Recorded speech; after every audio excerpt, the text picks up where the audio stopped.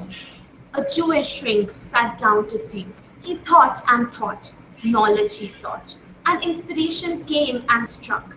He woke from his slumber, got up from his book, and sat down in his nook. Penned down a couple of theories. The first of them he wrote as such: human beings can shape their lives. Knowledge of what can be stabbing like knives. We all strive to self actualize. Going from there, he derived something bigger. To be truly healthy involves a quest to become spiritually wealthy and be true to our feelings without a disguise. But as Lady Fate knows, for it was her tyranny, came out the greatest irony ever seen. He wanted to be a human, a healthy human, a nourished soul, and a full being. But he lay down with his body sick, his heart nothing but a sack. And it was true, he knew, at 62, he rested at last with a heart attack. And he is none other than me, Abraham Maslow, father of humanistic psychology, the founder of the hierarchy of needs. I hope you were pleased to hear at last my very own story. Operant conditioning is a type of associative learning process through which the strength of a behavior is modified by a reinforcement. Now, reinforcement can either be good or bad, which means punishment. Let's understand this with the help of an experiment which I performed with a rat. A hungry rat, but the chamber was constructed so that once the rat enters, it cannot come out. So, due to this, the hungry rat pressed accidentally on the lever, and when he pressed, the food pellet come out. Now, that was a positive because he could satisfy his hunger. So the next time when the rat entered the box, he would and grab the food.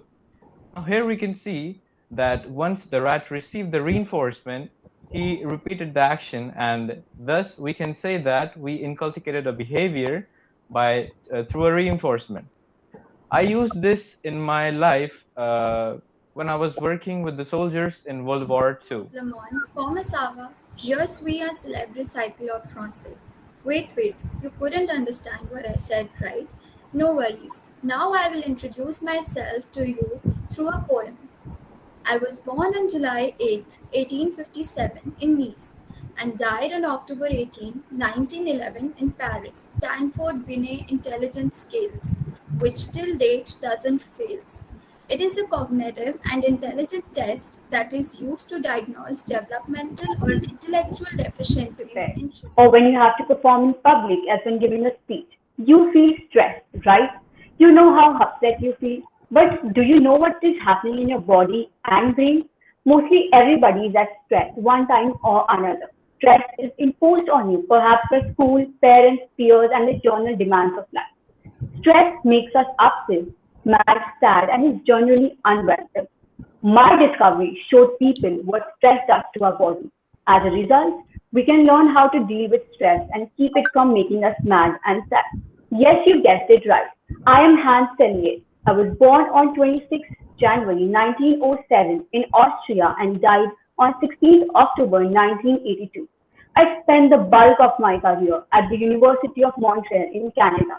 My very special talent was seeing things in animals, alive or dead, that others did not see.